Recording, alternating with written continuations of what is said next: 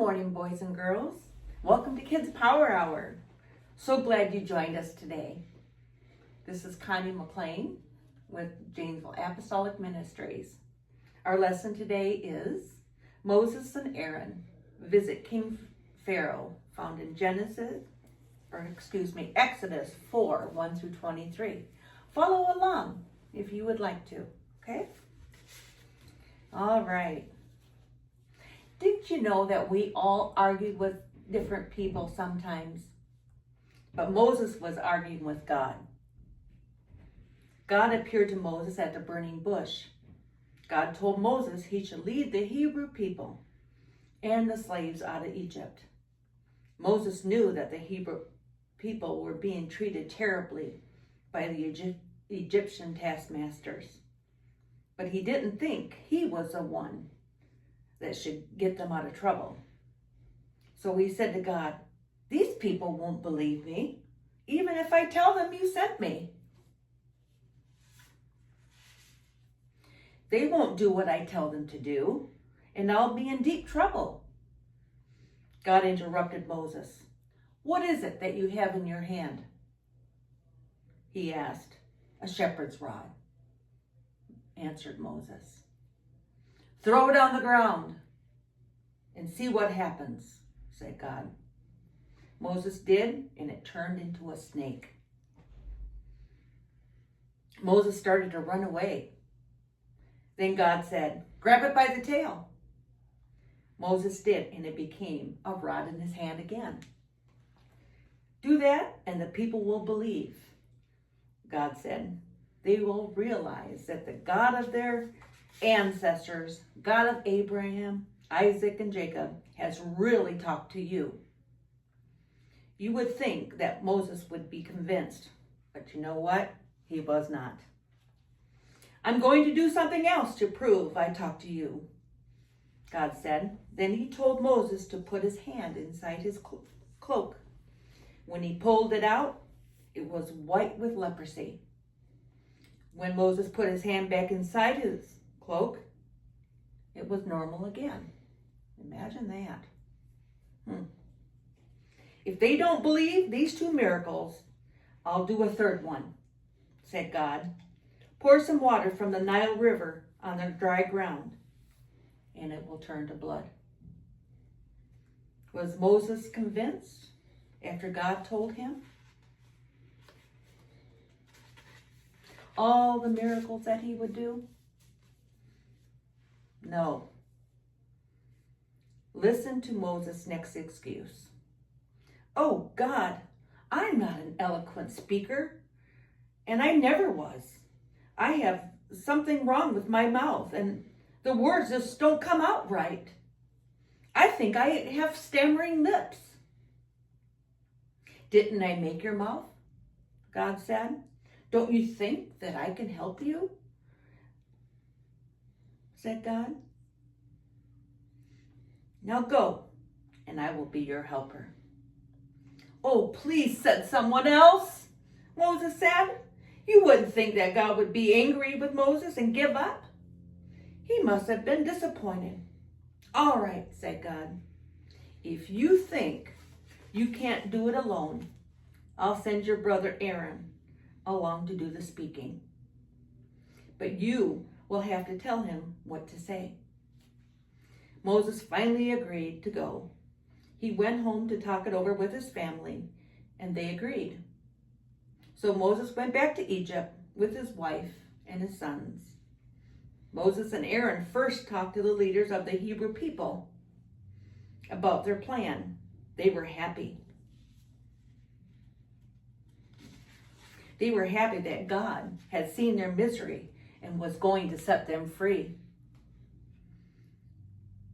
But Pharaoh wasn't happy. Even when Moses and Aaron showed the miracles, Pharaoh said, "I won't let those people go and worship in the wilderness. You must think I'm out of my mind. To let them go, who would build all my temples? Who would build all my cities?"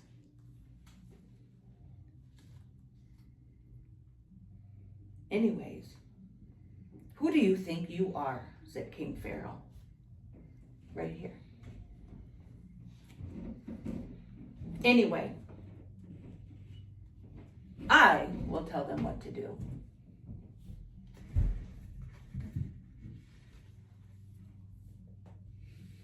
King Pharaoh was so angry at this request. It had just made his day so miserable. He told his taskmasters, "Make them slaves work harder. Don't give them any straw, but they got to get 10 times more out than they did the day before." He wasn't kidding. Don't give them any straw. Don't give them any bricks. They have to figure it out on their own. They will have to find it themselves, but they have to make just as many bricks as they did the day before. Whip them if they don't. Ooh, he was pretty serious. By now the Hebrew people were angry too. "You have only made things worse," they told Moses and Aaron. "Now the Egyptians are trying to kill us." So Moses and Aaron went back to talk with God. "What shall we do now?" they asked God. "We thought you were going to help the slaves, not beat them." God said, "I make a promise to Abraham, Isaac, and Jacob that I would take care of their descendants, and I will. The Egyptians will finally ask the people to leave on their own." By now the Hebrew people had been treated so badly they didn't believe Moses and Aaron anymore. Once again, God said to Moses and Aaron, "Go back to Pharaoh and tell him he must let the people go." Moses said, "My own people won't listen. Why would Pharaoh listen? Go show Pharaoh the miracle of turning your rod into a snake. I will keep showing my people my power so they will finally believe." They finally believe that I am God. So Moses and Aaron went back to King Pharaoh, and Aaron threw his rod on the ground, and it turned into a snake. Pharaoh was not going to be easily impressed. He asked for his magicians. They threw down their rods and magically turned them into snakes. But Aaron's rod swallowed up all their snakes. Can you imagine that day, how it would have been? Pharaoh still wouldn't listen to Moses and Aaron, even when their rod turned into a snake and ate up all the other snakes the magicians had been able to make appear. Pharaoh said, "No, I won't let my people go."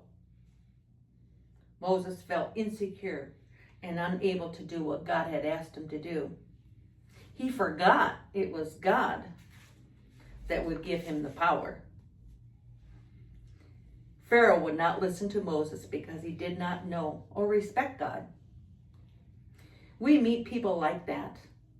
We need to pray that God will help them see who God really is, because he is all-powerful. Which brings me to our memory verse found in Exodus 4:12.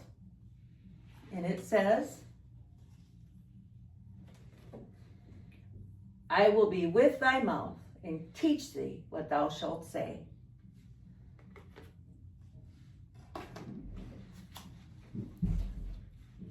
Don't let the fear of what might happen keep you from doing what is right. No matter what others say or think, we still have an all-powerful God.